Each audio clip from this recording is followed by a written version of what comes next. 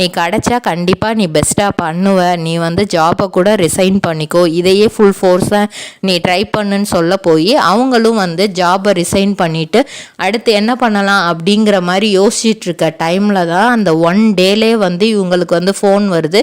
இந்த மாதிரி வந்து பன்னிக்குட்டி அப்படிங்கிற ஒரு படம் இருக்குது, அந்த படத்தில் வந்து உங்களுக்கு நடிக்கிறதுக்கு இன்ட்ரெஸ்ட் இருந்தால் நீங்கள் வந்து ஃபஸ்ட்டு லுக் டெஸ்ட் வந்து இது பண்ணுங்க அப்படிங்கிற மாதிரி கூப்பிடுறாங்க.